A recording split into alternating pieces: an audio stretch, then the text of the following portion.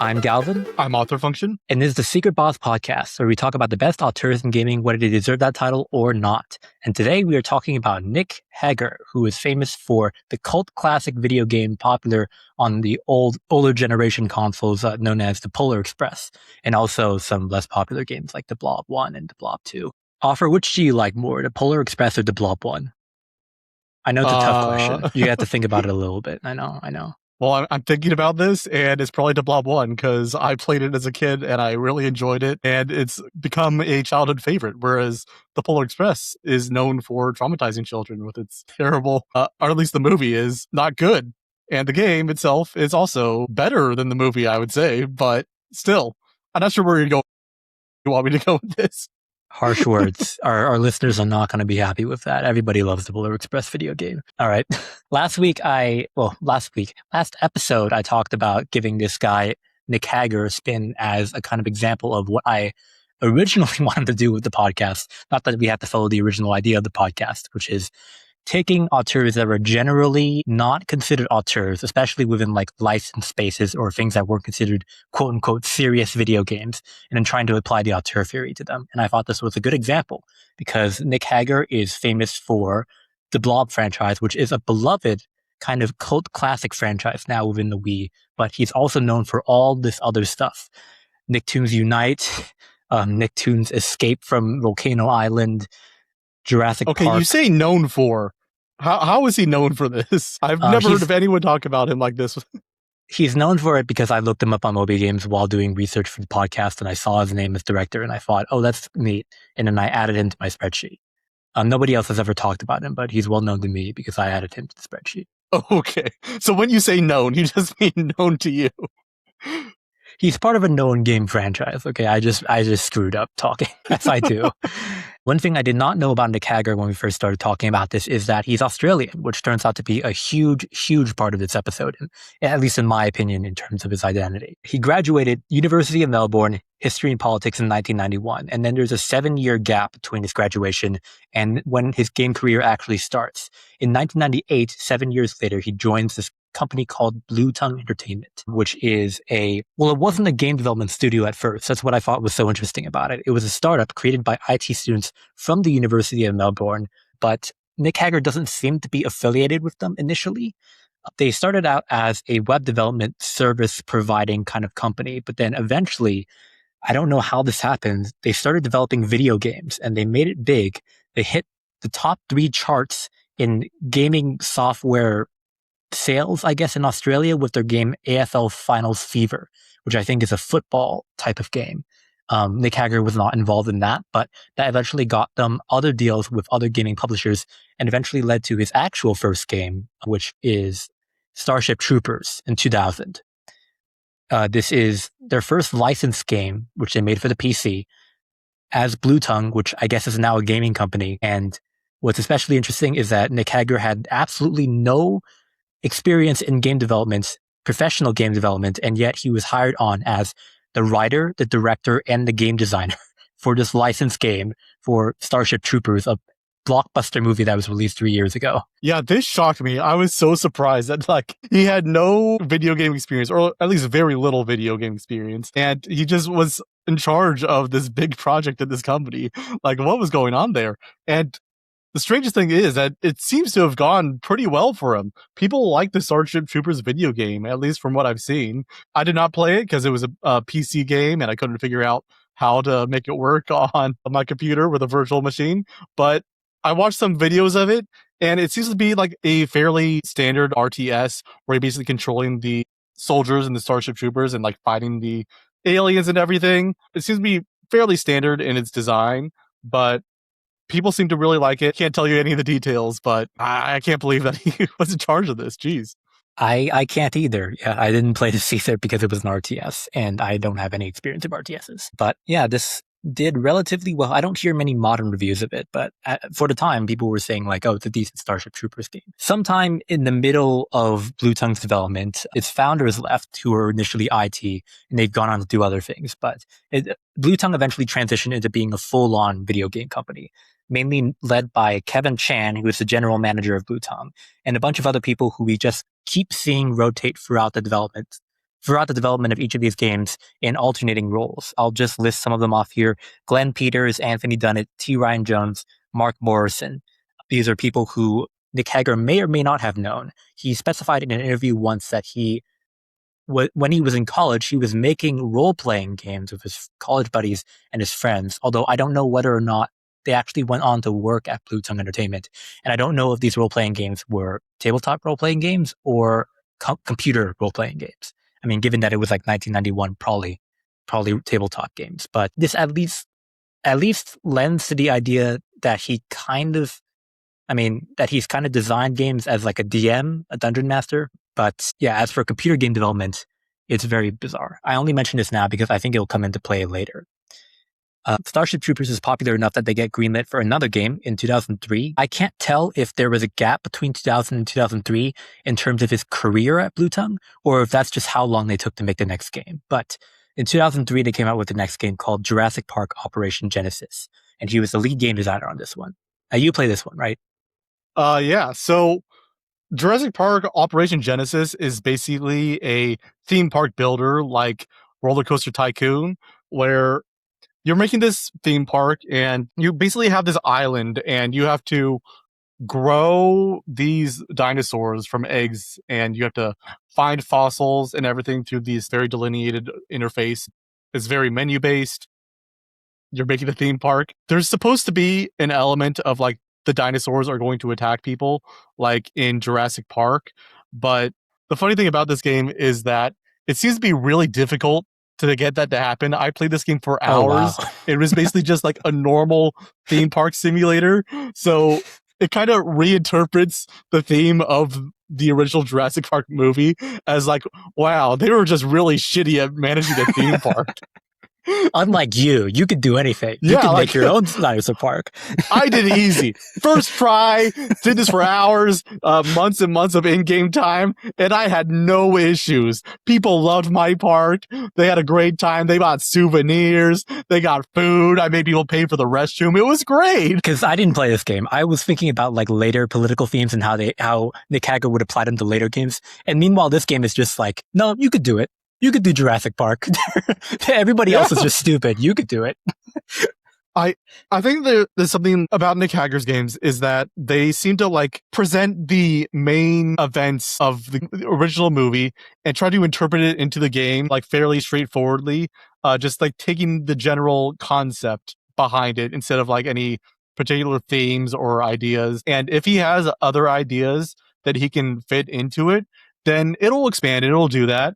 But for something like this, a theme park builder, there's not really any room for that. Like there probably was a chance that it could make some kind of point about, I don't know, management or something, but it's a pretty straightforward game in the genre. I have a difficult time like finding a directorial lens here. Okay. Well, I didn't play the game. I only researched it. And I feel like, weirdly enough, I have an in that you don't. But I don't know if that actually speaks to how you experience playing the game. So I'm just going to pitch it at you and you tell me if it's something. Okay. Blue Tongue was apparently extremely ambitious of this game. They really wanted to make it big after doing Starship Troopers. And their main thing was like distinguishing themselves from the market when it came to these types of games. There were apparently 18 Jurassic Park games already out by the time they started Operation Genesis. And nearly all of them were about running away from things. So they were like, let's take a completely different approach to this by making it a park management game. That was their like innovative approach in the first place. And apparently they did a lot of research. They read in there's a post-mortem online on Gamasutra, now known as Game Developer, that Kevin Chan, the manager, made for the game. Post-mortems are basically things that you write after the game's development is finished, writing it like about what went right and what went wrong and a bunch of other stuff. Apparently they were too ambitious with this game because up to this point, Blue Tongue had worked exclusively as a PC development kind of company, and this was their first time expanding to consoles. This was made for, I think, Xbox and PlayStation 2, right? And they went too big. They read multiple books about dinosaurs, trying to research the anatomy correctly. They ended up adding 40 dinosaurs to the video game, and that was too much. They had to cut it down to 15, I think, or like 20. They added as many buildings as they could. The composer, Stephen Schutze, who we'll hear from later, hired an entire orchestra, the Melbourne Symphony, to compose a soundtrack for the game. And when it came out, people were just like, yeah, it's okay. Our legacy, looking back on it, is just a normal park management simulator. But did you see any of that offer looking I at mean, that? I can definitely tell there's effort put into it in the same way that every video game requires effort to be put into Right. it. But I don't see anything that like makes me think, oh, they had a real passion for dinosaurs or they really want to do this really well in comparison to everything else. I think that's kind of what makes these kinds of licensed games that were of this era that seem to have no straightforward motivation, like kind of standard and not super interesting. Like it doesn't seem to have a point to it. It doesn't seem to have a vision behind it. It just kind of feels like a game that was well made and was fairly enjoyable, but it doesn't have anything that really makes me latch on to it, I guess, unless you're really into dinosaurs already or park management. Yeah, That's another thing kids really love. But yeah, I'm sorry, I got nothing for you. That's this is going to be a hard episode for me. I mean, that's the thing about shovelware in the first place. That's part of why I picked this guy in the first place, is because shovelware is inherently just kind of like a passionless project. They're random teams brought on by larger motion picture companies usually to do work that is on an extremely tight schedule because the movie or TV show or whatever is being released so close to it. Yeah, there's not much room for passion. However, they finally struck gold with their next game, their most passionate game yet, the Polar Express 2004. Isn't that right, Offer? You're saying this sarcastically. I like the Polar Express. I think it's pretty good. Okay. I think you misled me because your review of it on Backlogged was like, I hate these stupid kids and their stupid fucking faces. I do hate these kids. These kids are the worst. I'm not going to explain the whole plot of the Polar Express, but like, is there a plot? There is a plot. I mean, it's a series of things that happen, but that's what a plot can be sometimes. But yeah, this game kind of expands on that movie of having a bunch of kids on a train to go see Santa. And it does so by expanding on the little amount of things that already happened in the Polar Express by turning basically like the train itself into a series of levels of little mini games that you need to follow, help out these different kids who are like, oh, I lost my ticket. Help me get my ticket by sneaking around this cook or by making basketballs into the baskets or by doing a sliding block puzzle. It's like all these different kinds of things. And none of it really stands out. And especially narratively, it's like an excuse plot to have things happen. And I do think it is funny that it has to like figure out a plot that the movie didn't have as much of a strong idea for. It's like, oh, you're going to different places and you're doing things. And that's kind of what a lot of video games already are. But it also has to like make a villain when the Polar Express doesn't really have one. And there's at one point in the movie, there's like a Scrooge puppet and it has a little like shock scene. It doesn't have to do with anything else. It's like 30 seconds long, if that. And here it's like the main villain for the first half of the game is this Scrooge doll who you need to defeat and like kill with snowballs or whatever, because it's a video game. It requires combat. Do you remember?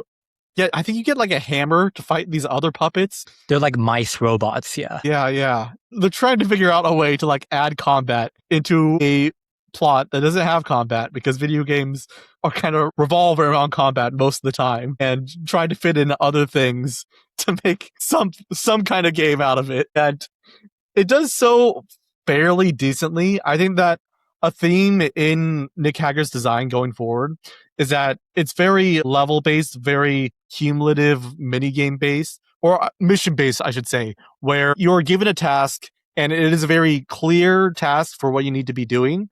And then you are going through this very simply. There aren't any like standout mechanics, but it is a new thing that you need to get used to and a new way of thinking. And once you're done with that, it doesn't like expand on the concept anymore, but it brings you into a new mini game, a new mission. That's generally how I think about the way he structures his games. But again, I have little to say about Polar Express itself.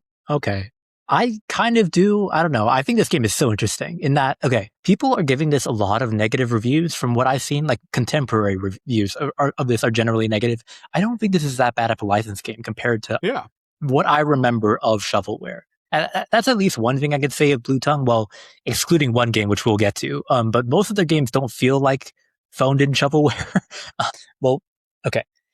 What I find interesting about the Polar Express is that they're kind of limited by the movie, their source material inherently. The nice thing about Starship Troopers and Jurassic Park is that they have inherent atmospheres that can be turned into video games. Starship Troopers, you have a giant army fighting these bugs, which are giant aliens that can kill a lot of them. So that's generally a good idea for a game right there. That's basically StarCraft, right?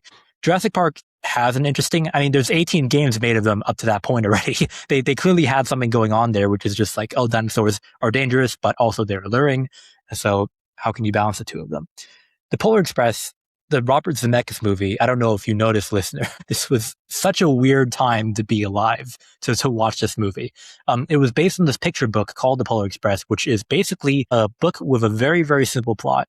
There's a boy who finds a magic train one day outside his house around Christmas. He rides the train, they go to the North Pole, and they go back. That's it. That's the entire book, the plot of the entire book. How do you turn that into a Hollywood movie? Well, you introduce a bunch of random plot mechanics like tickets, and this evil conductor played by Tom Hanks.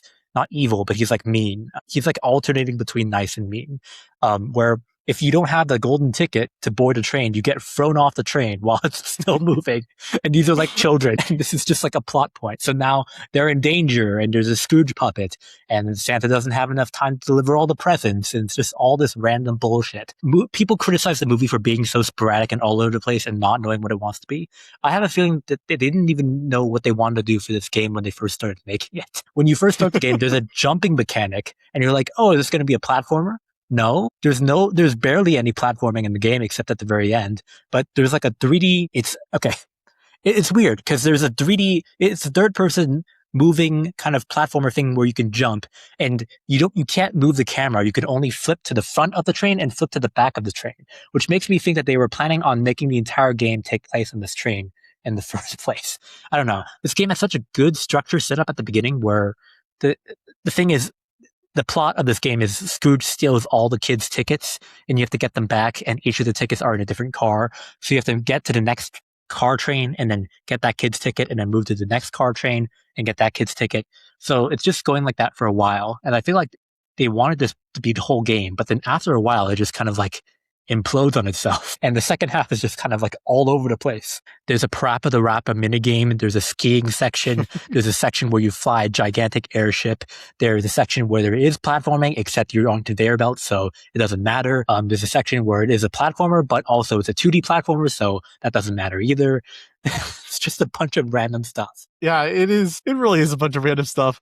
I think the thing about this, and I think going forward for a lot of Nick Hagger's work, that as kind of a journeyman director doing these licensed games, there is very little ability to make something your own. And because of the structure of what he's doing as a collection of mini games, especially here, it puts a lot of the sort of experience of the game on the artists or on the game designers. So it feels a lot more like a group effort in a way. Like there isn't a lot of directorial, I don't know, vision here. Yeah. I didn't feel him very much in this. If anything, I felt that maybe the ambition of the company, you could say. I feel like they made this a mini game collection so they could hopefully advertise to other people, like how much different stuff they could do. Did you feel like that? I feel like they didn't have to make it such a sporadic game, but they did. I don't know. I think that this is like a pretty common thing for licensed games at the time. I'm thinking I played the Madagascar game as a kid, and it was a very similar thing where it's just like a bunch of mini games. Because like, how else are you going to adapt a movie where things are just kind of happening? And it's like there's no core game mechanic in this like movie. So like, what do I revolve it around? I just do a lot of stuff, do a lot of things that happen in the movie, and see how that goes. I will say this though. I think you said earlier that there wasn't any part that stood out to you. I think there were parts that stood out to me, mainly in the skiing and the train section. What's it called? The cargo train? The whole game is the train section. not the train section. The cable car section. That's what I meant. Yeah, I don't know. I mean, these are both sections where you go downhill mainly very fast, but the skiing section, they mapped out like a gigantic map for it. And you're just skiing down, avoiding all of these different trees and stuff. It's not like especially elaborate stuff, but it is like a huge map. It's like it's like the sand surfing section in Journey. It's just like, how does this map keep going? And the cable car section is impressive in how like surreal it gets. You're basically moving downhill on a cable car that you can't stop, and there are tracks. You know how cable cars are run on tracks, and some of the tracks are like dying out, so you have to tilt the cable car back and forth to avoid getting derailed. And as the game just keeps going, the hill which is going down just gets impossibly steep, and you're just plummeting down it at such a fast rate. I don't know. I mean, it's been a while since I've seen the movie, so I don't remember if that was in the movie or not specifically, but it felt like the zaniness was part of what I remember about the best parts of the movie. I don't know. Do you think I'm stretching it? That part is in the movie, like not to the same extent, like because it's expanding everything. But I think I see where you're coming from, but I still think this is more like the general team itself rather than any thing that like Nick Hagger specifically did. I think that's like the general structure of the game. I can credit to him, maybe the tone and like some of the broader decisions. But here, it kind of feels like that you're praising the, say, prop director on a movie, whereas I was talking about the ambition of Blue Tongue, though, and like trying to advertise themselves to other groups. Do you think that's there, or do you think I'm stretching it? I mean, I don't think they're advertising themselves to other groups. I think that they're just trying to make the best game they can given their budget and time and team, which means that they're trying to make it as grand as possible, despite being like a licensed game. Okay. Just want to say here, listener, for everything I've said so far, I do not recommend this game. I think you should play other video games instead of this. Fuck it, I'll recommend it, just to be contrarian. It's good for what it is. If you really want, for the diehards, the Polar Express fans, they love this. You can really hear our passion in this episode, how much we love and cherish these games. I mean, the thing is, I'm about to get very positive about Nick Hagger later in the episode, but all of these are like, they're not good to defend.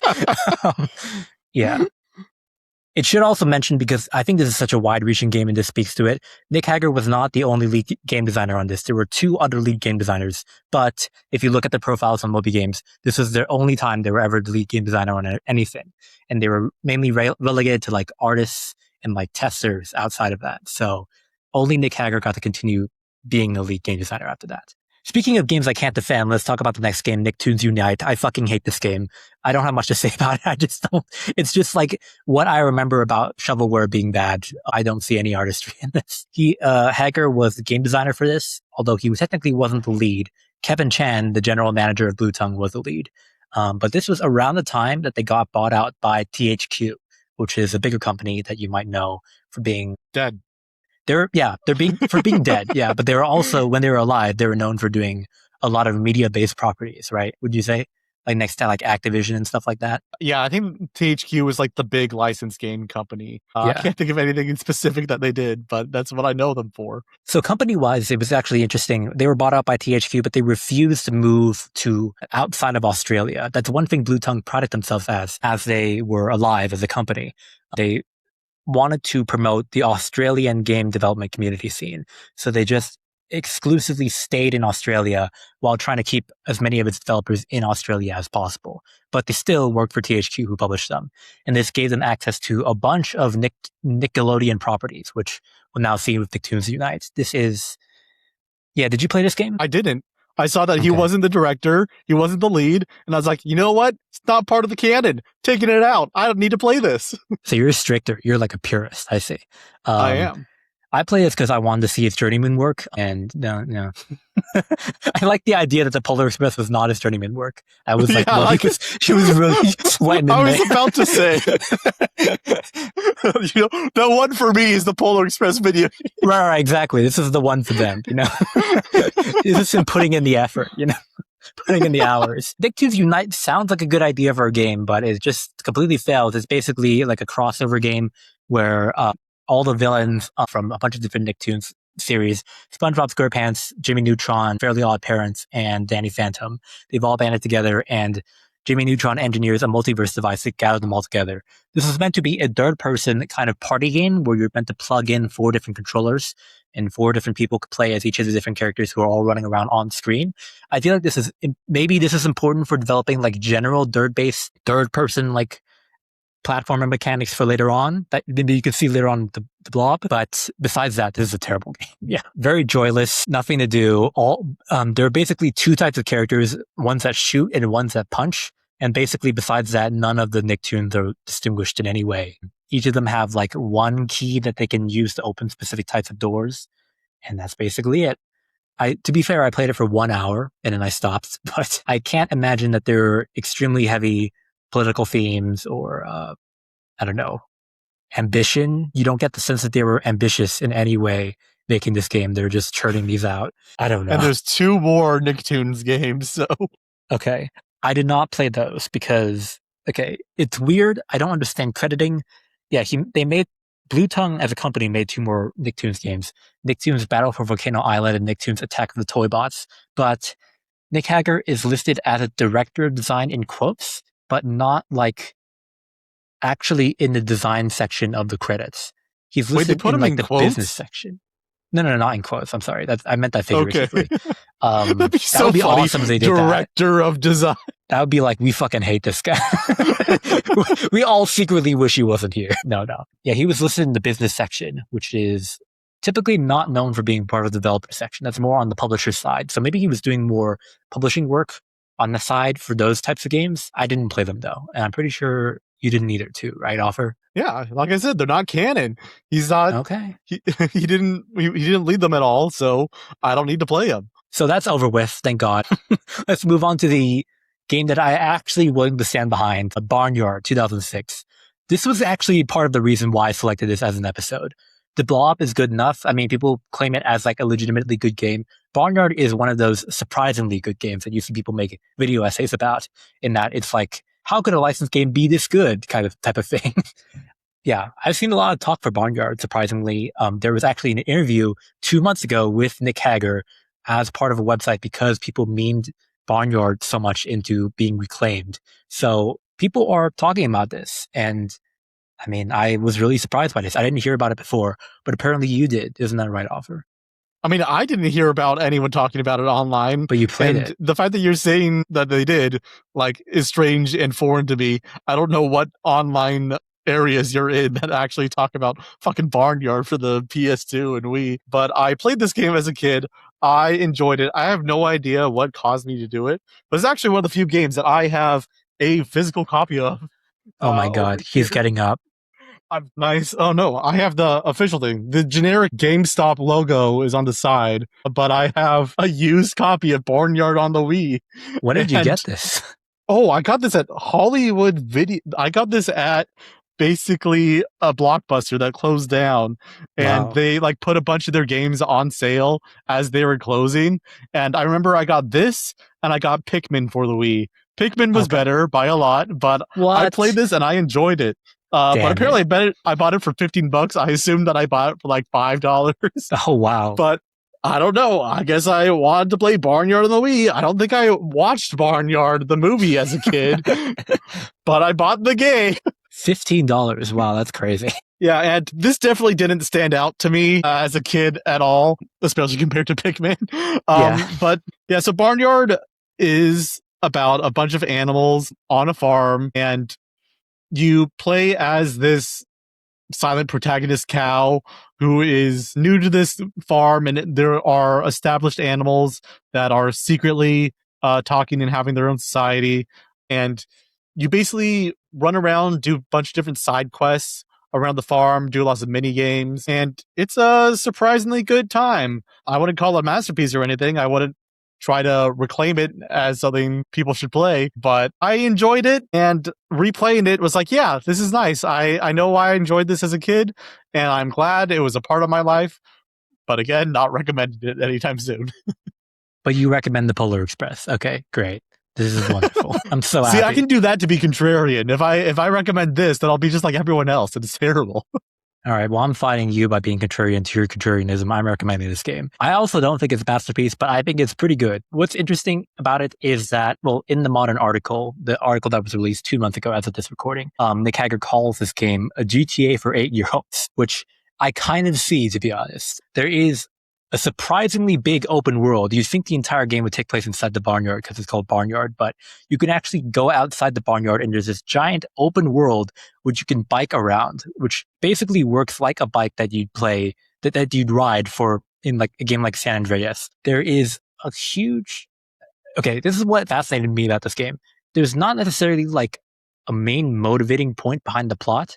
I didn't watch the movie Barnyard, so I don't know if there's a main motivating plot behind that either. I did, unfortunately.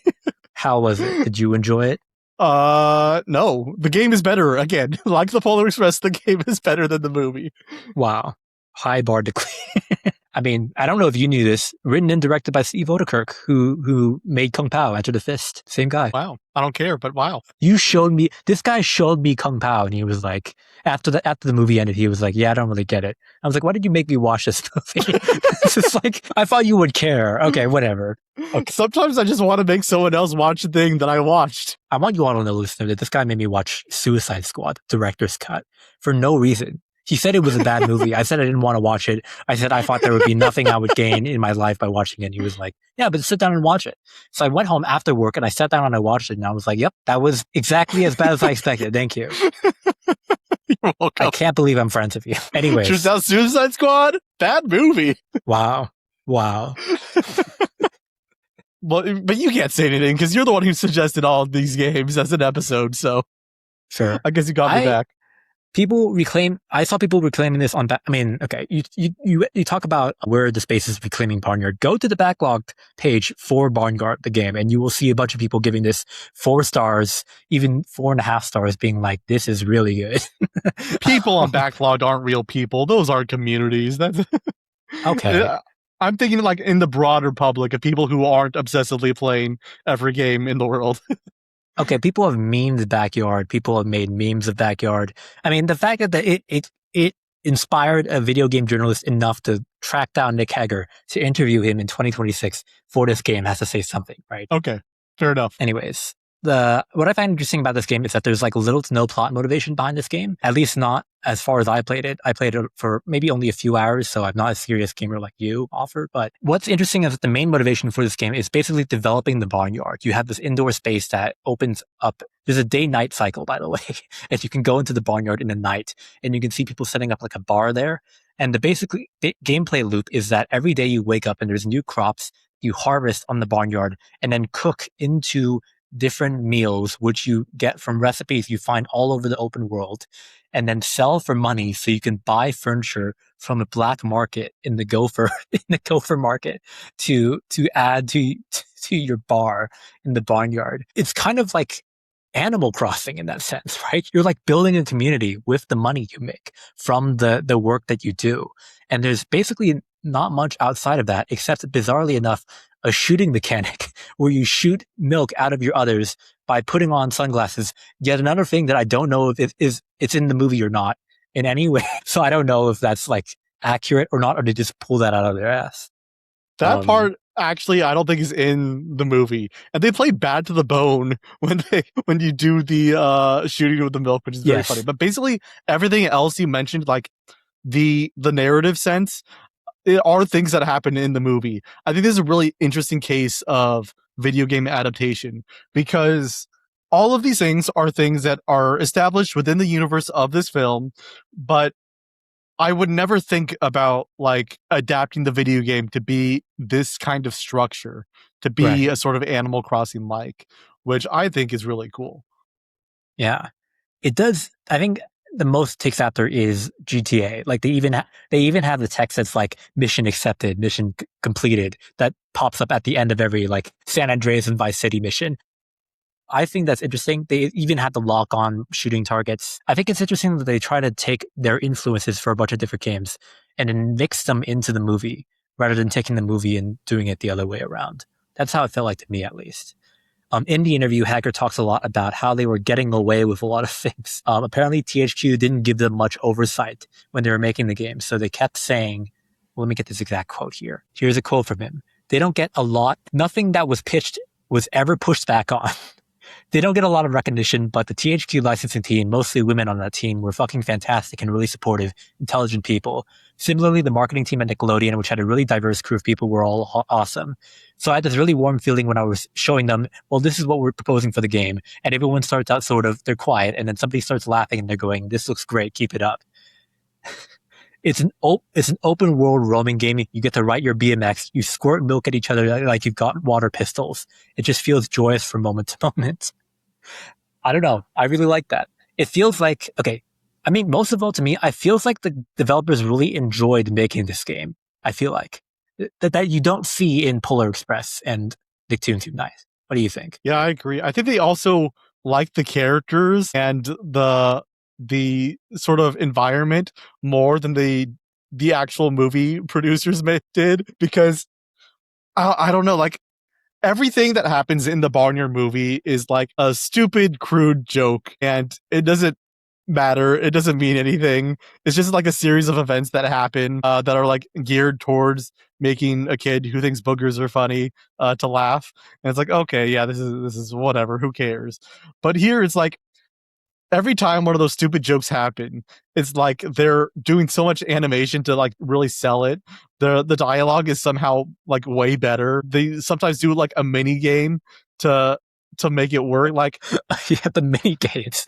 There's a fully working billiards game in this video game. They didn't have to do any of that. I'm just laughing, imagining an 8-year-old who loves the movie Barnyard buying this game and then realizing that he has to learn how to play billiards and play it well to continue playing the game. This is a mandatory mission that you have to complete. yeah. Nintendo, eat your heart out. You can't do the same shit with replay. It's terrible. But yeah, this game rules. It is again like very minigame based, very mission based, except it's within a open world, which I think is a really good combination for them because it gives the opportunity to have that sense of space that an open world can give you, an environment based game can give you, while still doing the Nick Hagger blue tongue thing of like, let's do a bunch of mini games over and over. They don't have to be super expansive or deep, but if we keep making the player do different things, then they'll be entertained. And I think it definitely works here. Yep. Same. I feel like there must be more to talk about with Barnyard, but I can't. I feel think like of there any. should be too, yeah. I can't say anything about like the politics because there's none there. I mean, we don't really have a lot to say about Barnyard, but if you want to try and do your politics reading, I can continue on with the plot. I don't think that you've played through the whole game, but I can give you a half-assed political reading. I mean, the barnyard animals gang together. You know, they're like a collective. Unlike the farmers, they're working underneath behind the farmers' backs. You know, who are the rulers of this. No, that's not what I'm saying. The plot of Barnyard, both the movie and the game, is that at the midpoint, after you've been doing all this fun stuff and being like, oh, let's do all the minigames and stuff, the leader dies. Otis's dad dies, and it's suddenly be like, shit, what do we do now? And Otis has to like learn how to be a leader, and it's not fucking anything, but okay. it is a game about like gaining awareness of the world and the importance of like having power instead of just like playing around and doing stuff. But again, it's not really a big political reading, but there is something there that he chose to adapt it instead of just making it a casual, fun minigame thing. The death scene and the funeral scene in this game is also like better and more emotional than the movie. Awesome. Well, let me ask you this, Offer, because what I played, I only played the first half of this game. I did not get to that part yet. I say yet as if I'm coming back to it. I'm probably not going. I have other video games to play. It was good, but I probably have other video games to play. The initial missions starting out are basically just playing around. They introduce you to a bunch of different mini games that are just like things the farm animals do for fun. And a lot of the missions are basically just go over here and wake these lazy cows up with your milk, stuff like that. Does the game change tone, or like do the missions get more serious halfway through after Otis's dad dies? The mini games themselves don't get more serious, but like the context for them does is like, okay, I need to take revenge and get the people who killed my father so that they'll never hurt our community again.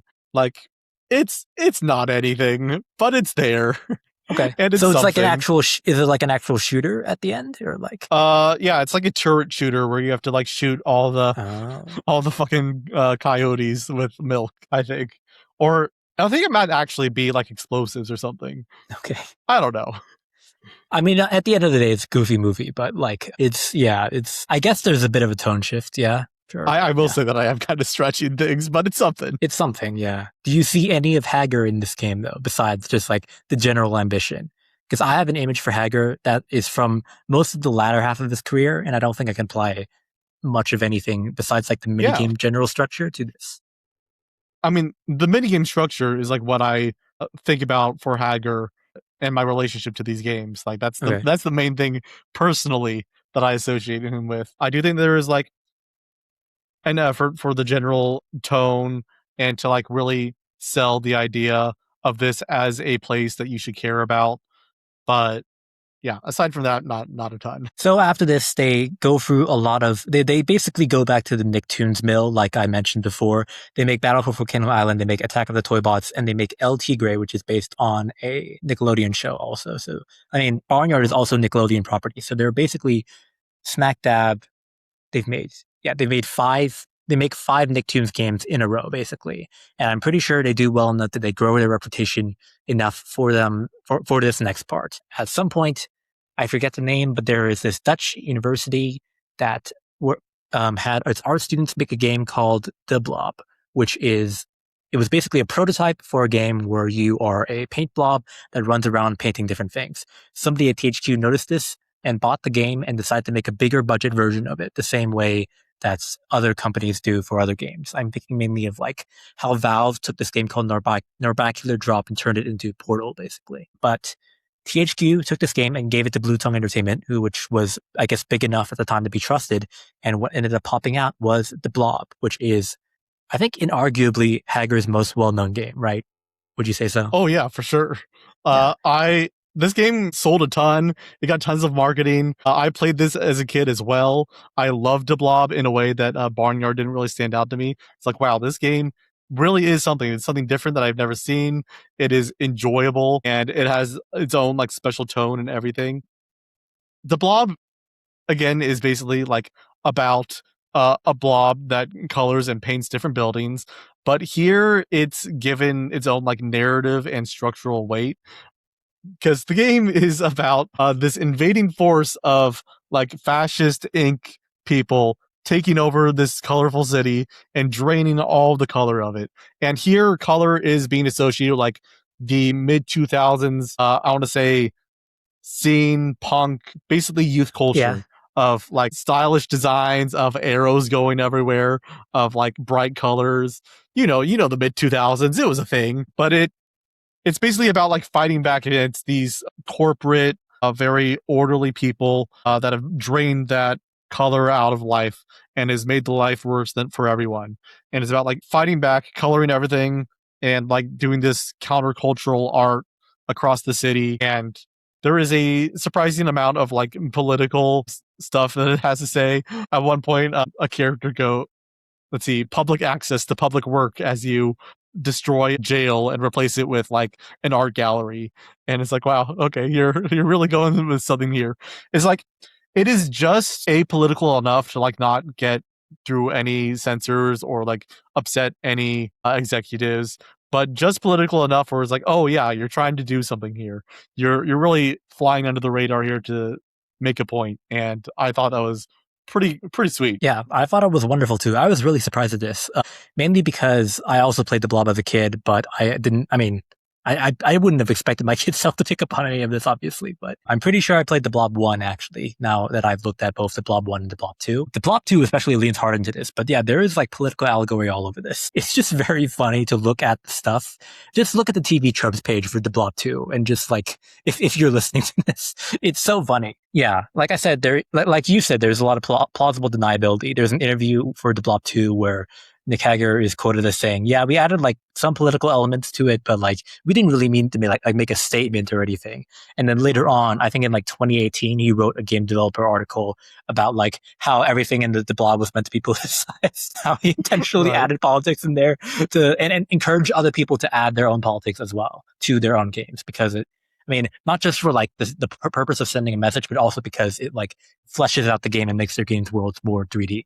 This is my favorite part. The main antagonist of the game is called Comrade Black. You may initially think is a reference to the communist because, you know, he's a comrade, but it's actually a pun on the name Conrad Black, who was a UK conservative politician who had been arrested the year before the Blob started development for fraud. Oh, really? The entire game is just making fun of Conrad Black because of that. And when you get to the Blob 2, each of the different missions are set in specific different conservative communities. There's one where you invade a gated community, which is being brainwashed by a church that is baptizing people in ink and turning them into like mindless drones that are continued to be hypnotized by 24/7 mass surveillance and broadcast media. And then immediately after that, you liberate that zone. You go into the Senate and liberate there's a Senate level in the Blob 2. Like, this is clearly like, if they wanted to make a game just for kids, I feel like they wouldn't have set this kind of stuff there. And to be fair, I don't know if Nick Hagger was the person who did this individually, because there isn't a credited writer for the Blob 1 or the Blob 2. The dialogue maybe had been done by committee or by planning, a bunch of different stuff. But I think it's interesting that these two games are so specific. The back of the cover of the Wii game, the Blob 2, has the tagline, "The revolution will be colorized," which is a reference that no kid will understand. It's so bizarre. I don't know. I think that like the sort of micropolitics of this game is kind of like what stands out to kids, and what stood out to me. Like, I didn't understand any of the references. I didn't know like what it was going for, the specific politicians it was interested in.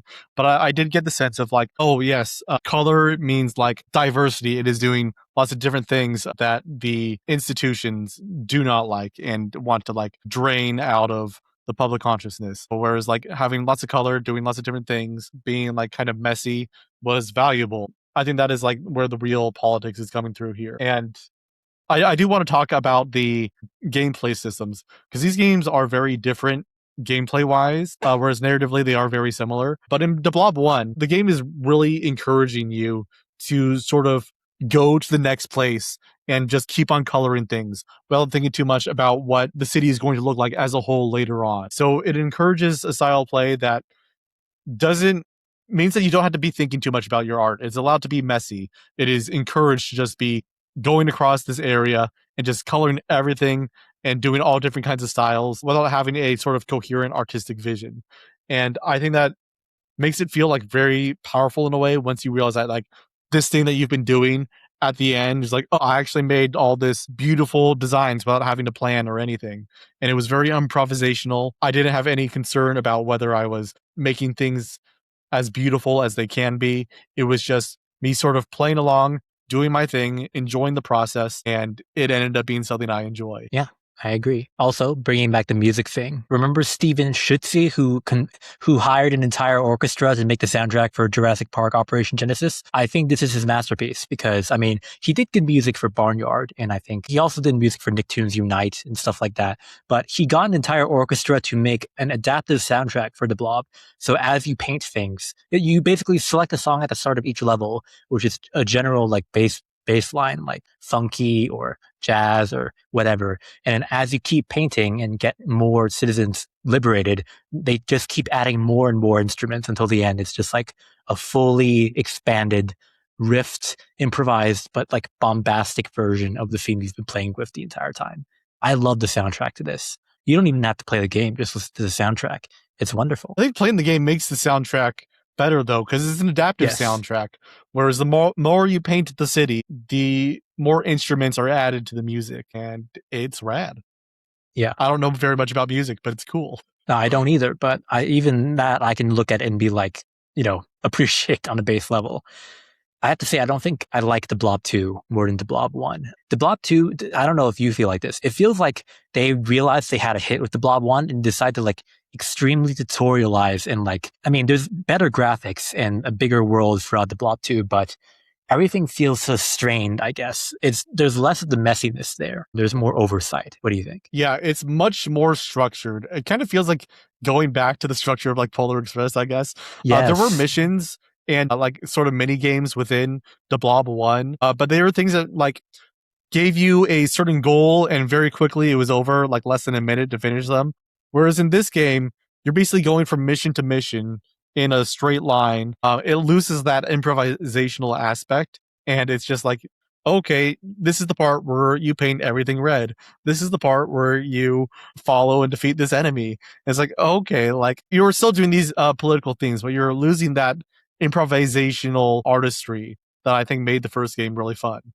Right. Weirdly enough, the political writing is harder in the Blob 2 because there's a companion that follows you around and basically comments on every single thing that you look around and see in the game, being like, Oh, oh, it's yes. weird that they're advertising to everybody. Oh, it's weird that they're brainwashing every. So they're pointing out all the things politically, but yeah, the game feels a lot more cowardly.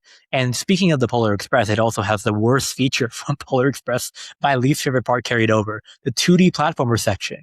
Why are there so many 2D platformer sections in the Blob 2? It blows my mind because I didn't enjoy a single one of them, and they just have them here to like constantly interrupt the 3D game. Yeah, I definitely recommend the Blob 1 over the Blob 2. The thing about the like 2D platforming to Blob 2 is that you can basically only do a basic jump and like Yes. a wall slide. And once you're in 2D platforming, he doesn't even have the wall slide anymore. It's basically Right. just a basic jump. It's like, okay, why am I here? Why am I doing this? You can't pick where you want to paint, where you want to go, because there's only two different directions you can go in. And usually all these 2D platformer sections are, you have to open this gate with this color. It's like the worst. There's also a thing that I found consistent within Nick Hagger's games that I kind of forgot to mention, but he has like a lot of pop-ups. It's very interface heavy for 3D environment games. It basically is always trying to like remind you of the things that you're working with, what items you're getting, what you're doing. It is very straightforward and sort of gamey, for lack of a better term, where the progress that you're making is always visible. The mission that you're doing is like always in front and center. It is always very highly communicative and interface heavy, which I think that you could have gotten away with like not doing that very much in Barnyard, the Blob, and the Blob 2, but it is something that he really tries to focus on, at least the pattern I'm finding. I can see that, yeah. There's also a bit in the Blob 2 where it also brings in politics as you're playing because it has like news bulletin pop-ups at the bottom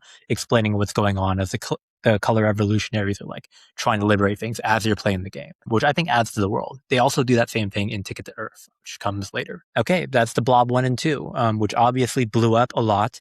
I think the Blob 2 was like the most popular. Everyone got really excited. And then Nick Hagger lost his No, job. What? the Blob No? 1 was way more popular. The Blob 2 like did not meet sales expectations, and Oh, it didn't? THQ Oh, was okay. yeah. Okay. Well, that makes sense considering this next part. And Nick Hagger lost his job. Yeah. THQ shut down around 2011, and they decided to shaft the entirety of Blue Tongue Productions, meaning the entire company was out of a job because I think I have a quote here. Yeah, it was part of a strategic realignment away from licensed kids titles and movie-based entertainment properties, which was basically everything that Blue Tongue had been working on up to that point. So that was all gone. Nick Hagger doesn't seem to talk. Oh yeah, at the time they were working on a game adaptation for Marvel's Avengers. Like they were trusted enough to make it for the first Avengers movie, and that got canceled. So some other company took over and made a different Avengers game. Too bad, bad timing. I feel really bad even just reading that. Anyways, he disappears for 6 years, supposedly. I mean, he's working on stuff, but they finally come back in 2017 with a new company, an indie company for the first time called Robot Circus with original people from a lot of Blue Tongue. Kevin Chan is still there. There's Tom Cleave, Andrew Maxwell, David McLeod, Lucas McNamara, Lewis Mitchell, and Mark Morrison. Some old names and some new names, which have been mentioned before in credits. Yeah, but they make Ticket to Earth, their first indie game. I was very surprised about this. If you look at the interviews that Nick Hagger does for PR, because he does, I mean, even though all the thing about this game is that everybody is credited collectively, there's no like roles given to each of them within the credits. They're all credited as just Robot Circus. But Nick Hagger is the one who is doing all the interviews for this game. And he keeps saying, this is our big swing for the indie markets. You know, this is what we want to do. We're pouring in our passion for this. We really want to like hit the indie markets running. And I mean, this game was popular enough to be on Good Old Games. It's still on Good Old Games, but I didn't hear anything about this game until doing this episode. What about you, Offer? Yeah, I never heard about this. I look on Steam and it doesn't seem to have a ton of reviews, but it's primarily a mobile game. It seems people are discussing it as like one of the best games without microtransactions on mobile devices. But because it's a mobile game without microtransactions and you just pay up front like $5. That means you are really limiting your audience here, and you're not getting the mobile game big bucks. So I can't imagine that it did super well, but well enough to like be successful, I assume.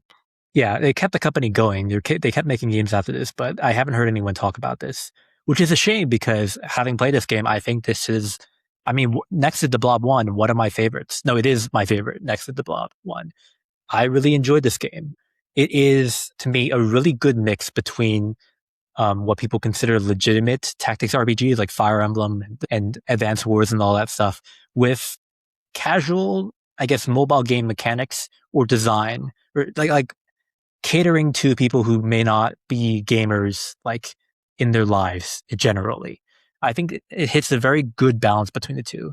Because I am not good at tactics RPGs and I was able to play them. What about you, as someone more experienced? The gameplay of Ticket to Earth is basically like a color matching grid where you have these 4 different colors on a tactics RPG grid, but you move the characters around and get power for them by matching up the colors and making like a line to collect as many different colors, as many different tiles of the same color as you can, which will give you enough power to defeat the enemies. And you get little abilities too to like add to the gameplay and be like, oh, here are some extra things that you can do on this board. And you got to really make them all synergize together to do well. And I think it works really, really well. I think that it's a very simple game to learn, but it has like a ton of depth. I loved playing this game. I basically play this hours and hours at night at the end of my day. And I got really addicted to it. It's like, yes, I need to keep playing this until I finally beat it in like a span of 3 or 4 days. It was a little nuts for me, but I really like it. Yeah, same here. I mean, I was really burned out because I had just played the Polar Express, and I was like, "Oh no, are all of these games like this?" But when I started picking up this game, I just kept going back to it, and it became like a comfort for me because I was working on other projects and I was getting very stressed. But at the end of every night, I would just sit down and play a little bit of Ticket to Earth. And it was like, I don't know, I really enjoyed it. Fantastic. It's both calming and like engaging in a way that makes you think outside the box just a little bit within its mechanics, its constraints. And what about its plot? I thought this was interesting in that, well, okay, I'm not going to say the plot had me hooked throughout because it didn't, but the setup for this game, honestly allured me. I thought it was an interesting sci-fi setup that I hadn't seen before. It's basically about Mars. Humans had colonized Mars. In fact, it's the only place they live now since Earth has been, I think, ravaged by like environmental damage. I don't remember exactly what they say, but I always pictured it as something like Wall-E, where it's like, we're leaving the Earth and we're going to come back later, you know? But luckily, now the Earth is ready to be available. You know, people are ready to go back. One small problem, they're only sending people there in batches, and you have to buy a ticket, literally a ticket to board the ship to go back to Earth. And this sends everybody into a panic the day it's announced. There is a bunch of people scrambling to get tickets. The prime minister of Mars is trying to reassure everyone that everything's okay while getting the richest people on board first. And on top of all that, what's basically a terrorist has broken everybody out of prison, promising to liberate everyone from the prime minister, but in reality, they just want to get home first for themselves. In the middle of all that, there's this kind of like hyperlink narrative with 4 different characters, each with different backgrounds of Mars, who eventually band together under one banner to try and save Mars from everybody affecting it. Now, I say all this. Unfortunately, the execution is not nearly as good as the setup. You can tell they were really trying to swing for the fences here. The entire game has this like comic booky style. They tried to give everybody, you know, unique characteristics, like unique character designs, flashy stuff like that. The second it gets down to actual dialogue, which once again, like the Blob, nobody is credited for as a writer specifically. It's just like the most cliche stuff. Like the second a henchman walks up to a villain, it's just like, "Hey, I broke everybody out of jail, just like you said, boss. Now it's time to get the money for myself." Like it's just the most cliche. Like you could have had an AI write it. It's not good. I don't want to go that far to say an AI would write it, but okay, but it is fairly generic. Yeah, that's probably too far, yeah. But it's like somebody who's not actually interested in writing individual characters, writing each of these. Like characters have tragic backstories and like individual characteristics distinguishing each other, but you can tell that the writers, whoever wrote the dialogue, don't really care about them individually as people or how they mesh within like a larger group. At the very least, Hagger said that he wanted to give every group reasons for why they fought politically, which he does give them. There is nuance in how these people fight. and how the terrorists utilize like revolutionary sentiment to try and get people on their side, but are also willing to throw people under the bus. Like halfway through the game, they just start injecting their henchmen with mutant serum that permanently, irreversibly turns them into horrible like zombie creatures for their own cause.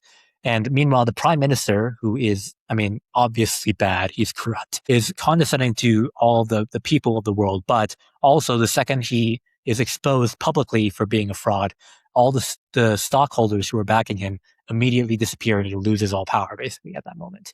So there's nuance in explaining like how these people act the way they do, and like the motivations and what drives them to do the things that they do. But besides that, again, it's strange because they're real political factions, but they also slot so easily into comic book cliches.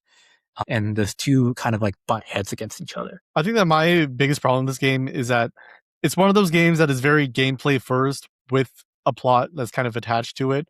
Like I'll play 20 minutes on one of these maps, and then suddenly there'll be a minute of dialogue about what is happening. Most of that minute of story is like setting up the fact that there's going to be another fight, and any other context within the story is just kind of lost into the machine of things are happening right now and we need to get to the next section.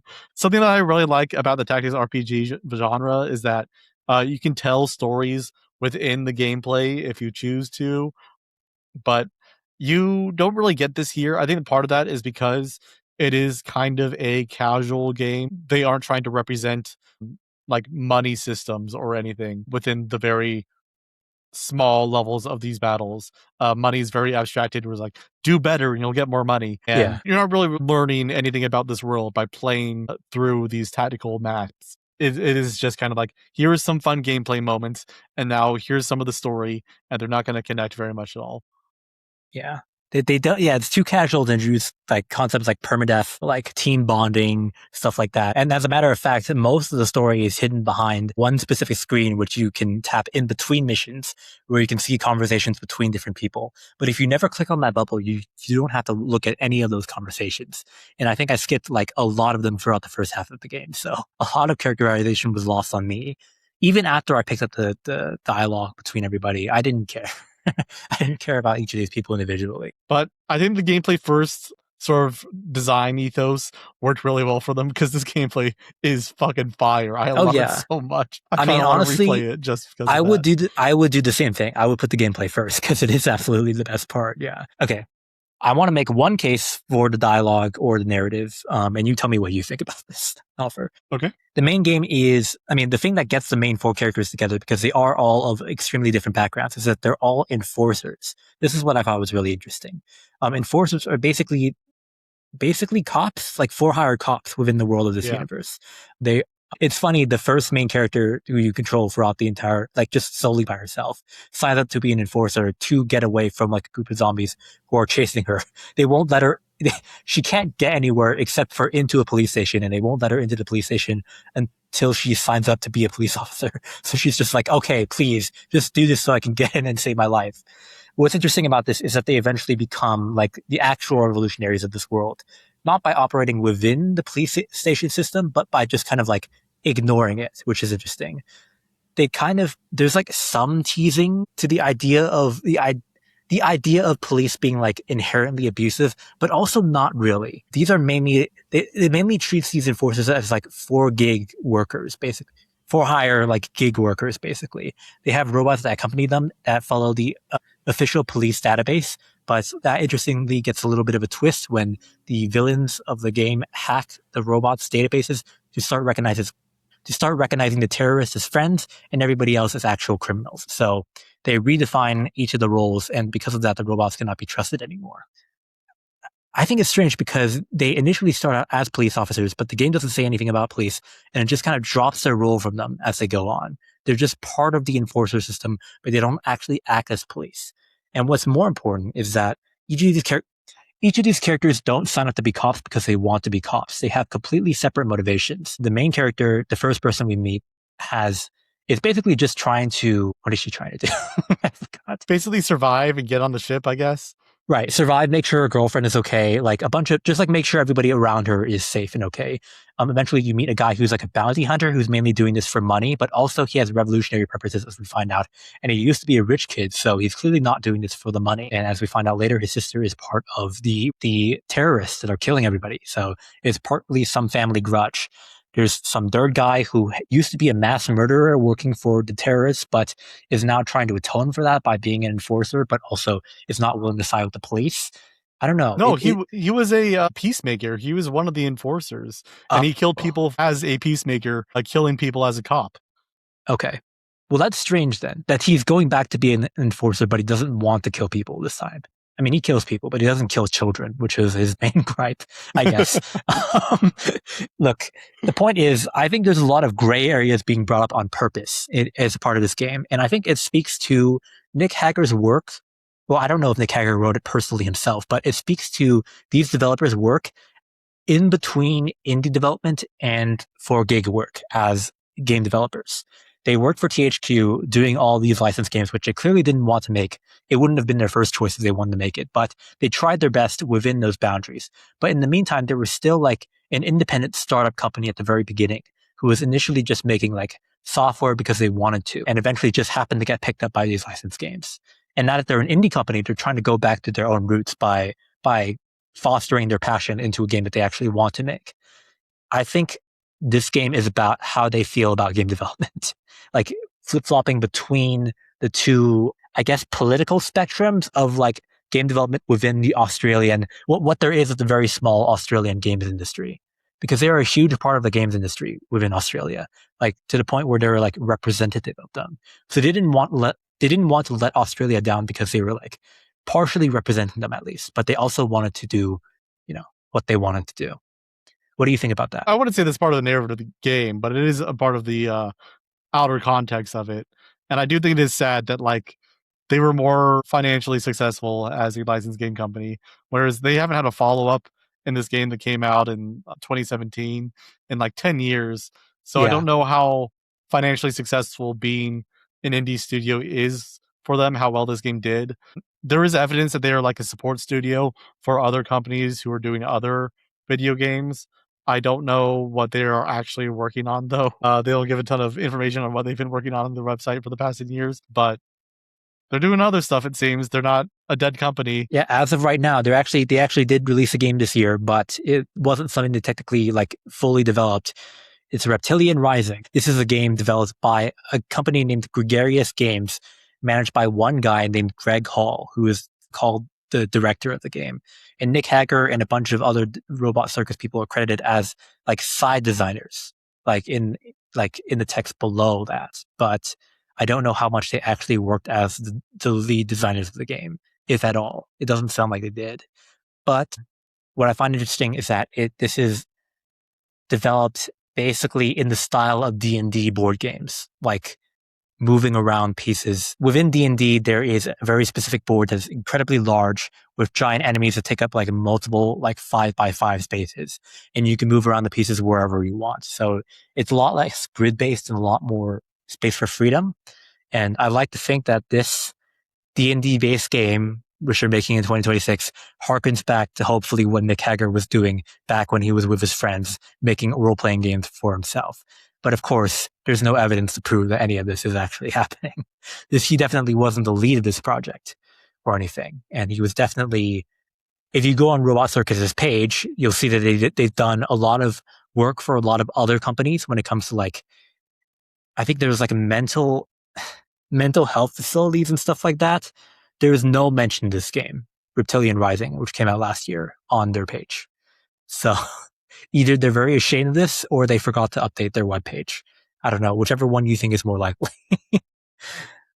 Well, I'm just saying that they're a support studio now. They have other priorities rather than advertising themselves for the games that they're working on, because they're trying to make deals with other companies so they can get paid to do work for them instead of doing their own work. Sure, but he still seems to be doing design. He is still credited as design. Like he could have been a producer. He's done like that kind of stuff for other games. He's been marked as producers on other games and stuff like that. Do you think we don't know anything about him, but do you think he has any of that passion from the Blob or Ticket to Earth left over? I mean, probably he has passion for it, but I'm not going to see that in his work until he like is making a new game. But yeah, I don't know. So closing thoughts on Nick Hagger. So this is you trying to make this journeyman director, someone who's worked on a bunch of licensed games without any particularly strong individual vision, and you want to sort of construct a auteur out of it. What are you getting out of this project? Because I, even after doing all these games and thinking about them, I can distill it into three things. I can think of the overall structure of mission based stuff. I think about trying to sneak politics into some smaller games that don't really have that. And I can think of the interface thing where there's lots of pop ups and trying to make the player engage with the systems on a surface level. Other than that, I feel very little about Nick Hagger as a figure. I feel very little passion still, despite liking these games, and I feel no relationship to him as an artist. So what have you got? Okay, I definitely wouldn't see him as pessimistic as you, because I mean, you've listed off 3 traits already. I think that's pretty good for a journeyman director. I think, I mean, I'm not going to say I know him very well. I don't. He's only spoken through like very professional interviews where he just talks about the new features he's adding to the Blob 2. He did a lot of the Blob 2 interviews. And he also gave a few business talks, but those are mainly about how to like grow your game company and stuff like that. But I would say what's interesting about Nick Hagger is that he's clearly trying to sneak his interest into things that he didn't have to work very hard for. Again, I go back to shovelware. Like, he didn't have to make, these could have just been solid games. And some of them are solid games, but he didn't have to sneak, like, I don't know. I think I keep thinking about like the GTA mechanics in Barnyard and building the billiard set and the RPG mechanics that he made with his friends that you can see in Ticket to Earth, and moving pieces around and like tracing the path of all of that. Like, he didn't have to add all of that, is what I'm saying. He especially did not have to add TMN and square shot in the Blob 2, a shot for shot recreation of the Tank Man photo from TMN and Square in the video game The Blob 2, which is in the game. Like, I think of that as relating to his major in politics and what he got out of that and how he brought it into video games. Like, I don't know. I feel like if he really wanted to be a shovelware director or journeyman, he would have tried his best to keep all of that out of these video games, to say as little as possible. Why would you put a March to the Senate level in the Blob 2 if that's not part of like what you were trying to say? I guess it just goes against what you would want in a kid's game, I guess. There are student protesters in the Blob 2. I don't know. It's just a lot of stuff, I guess, to me. But that being said, speaking against that, I have to say, I went into Nick Hagger with the expectation that I could find like auteurist touches in the Blob 1, the Blob 2, probably his indie work, and maybe the game Barnyard, because people kept talking about how good that game was and how surprisingly good for a shovelware game that game was. And I found all those in those games and nothing else.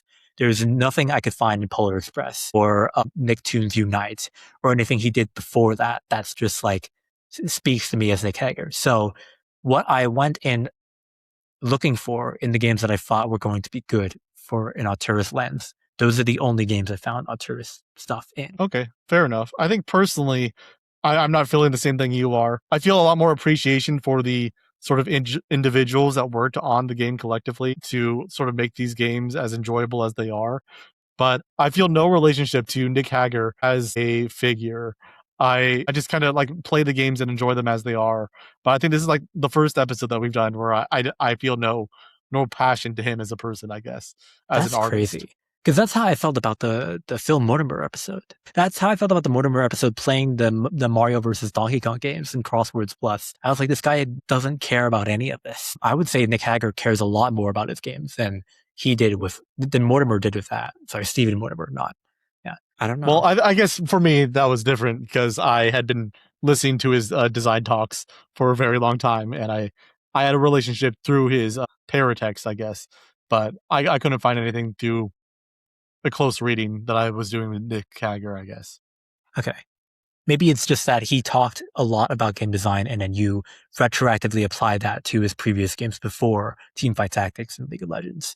Whereas Nick Hagger has basically never made a public statement about his game design besides that post he made on Game Developer about putting politics in your games. But besides that, I don't think he cares about, I'm sure he has other hobbies, basically. He didn't get into the industry, obviously, to make video games. Yeah. but I see some glimpses there. I believe in you, Hagger. Okay, fair enough. And with that, we can start doing some recommendations. I'm not sure what you're going to do. I think they're going to have the same list. It's The Blob 1 and Ticket to Earth for me. I really like those games, and I recommend them. The other games I think are good, but I wouldn't exactly go out of my way to like tell other people to play them. Okay, yeah, it's basically the same. Yeah, the Blob 1, Ticket to Earth. I honestly would say that those two are tied of each other for entirely different reasons. I think more people should just play Ticket to Earth if they like tactics RPGs in general. The Blob you should play because it's a great game. It's a great platformer with an incredible soundtrack. And I would recommend, if you want a more peaceful version of GTA or will wonder what the hell that would look like, play Barnyard. Besides that, Qualifier though, maybe not. It's an okay game. Yeah, it's okay. Yeah, it's a game that is more interesting due to low expectations than I would say as the game itself. I wouldn't put it that harshly, but sure, yeah. It's a decent game. Yeah. Yeah, I like it. I like Barnyard. I just want to recommend it. Okay. Anyway, this was your episode, and you can tell that I didn't really feel very passionate about it.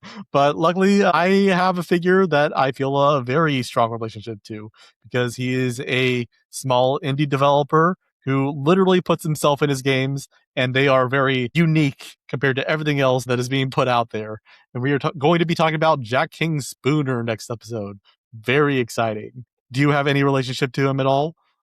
I know the only thing I knew him for was as the guy who made Dujana. That's not true. Why am I lying to you? I'm just lying out loud to you for no reason. I knew him as the guy who made those weird, janky games. I had seen somebody play Dujana in full in a live stream, so I know what that game looks like. And I remember watching it just being so entranced by how it looked and how like glitchy it looked, how like unstructured it looked as like programming wise as a game, and how it still worked in spite of all that.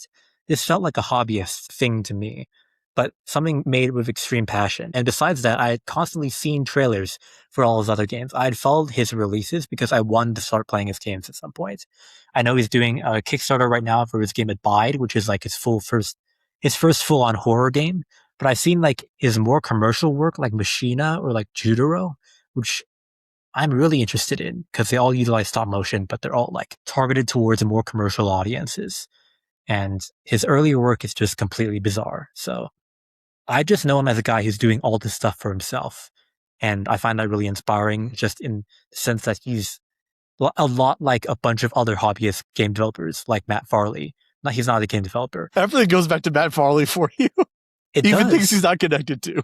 Well, why wouldn't it? Why wouldn't you if you know his philosophy? Basically, if you don't know Matt Farley, he's a guy who just does things and encourages other people to do things. Okay, that's all. I'm just gonna leave it at that. Okay, I'm not gonna go into a big spiel about it, but that's the point. That's what I admire Jack King Spooner as, basically, and I can't wait to get into the rest of his games. Yeah, I had seen his work throughout the internet, especially Dujana, as like being very strange and different from everything else, kind of commenting on video games themselves. I hadn't really been exploring his work until recently, but I've been like, you know what, this is interesting. I want to get into this and I want to learn more about it, and I'm going to be very excited to talk about it in the next episode.